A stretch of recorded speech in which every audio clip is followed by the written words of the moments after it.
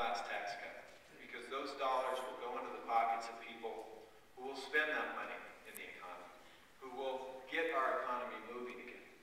But we also need to have an approach that fixes the fundamental problems in our economy. We must put the oversight back in place in terms of the mortgage industry, which has just been out of control. It's a very fundamental problem. The subprime mortgages are what got us into this place in the first place. We need to fix the securities market that bundled and sold those mortgages as investments without the transparency of risk. And we need to grow jobs here in New Mexico. We need an Apollo project for energy independence here in this state that will grow the good jobs of tomorrow for our children and will make us energy independent and will make us secure internationally as a nation. Mr. White. Well, Mark, let's look at those tax cuts that you say were for the richest and the wealthiest. I don't know how many millionaires there are in New Mexico, but I know there are not 640,000.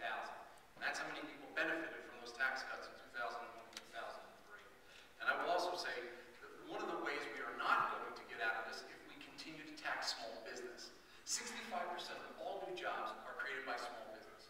And so if we want to just kill jobs in this country, let's ask them to do more.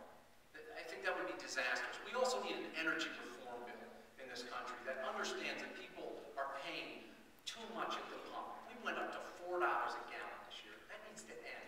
We need a solution that has short-term and long-term fixes as well. We need health care reform. More and more, it's cutting into the paycheck of working families. And we need to address this issue. And finally, Congress just needs to stop spending. And I'll also say this to you, as I said in my opening, why is it that we're even talking about these issues? Why is it that Congress is doing nothing about it? If you wonder why Congress has a 9% approval rating, it's because they deserve it and they've earned it. Because they don't tackle the issues that matter much at all to us. What's with me and microphones?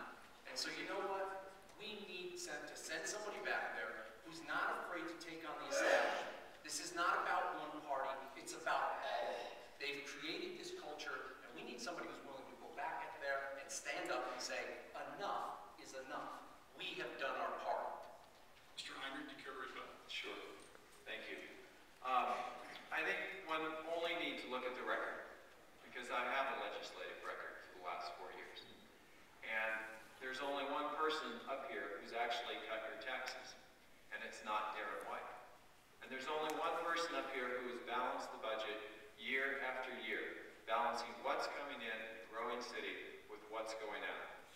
That was me. I remember that tax cut. Supposedly I benefited. I think I got a $300 check at one point. While people like Paris Hilton benefited in the tens and hundreds of thousands. I think those are the wrong priorities. I think we need to focus once again on the middle class. I think we need to live within our means. When I'm in Congress, we'll do that. Mr. White, carry that. Yes, I would. Mark, you say you're the only person that cut taxes, and you're the only one that raised them, because I never did.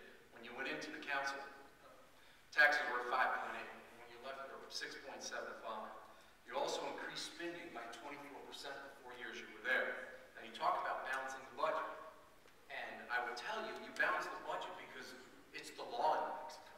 You have to balance the budget. And I will say this to you. I think Congress needs a law that says they must balance the budget, just like we do in our homes, just like we do here in City Council,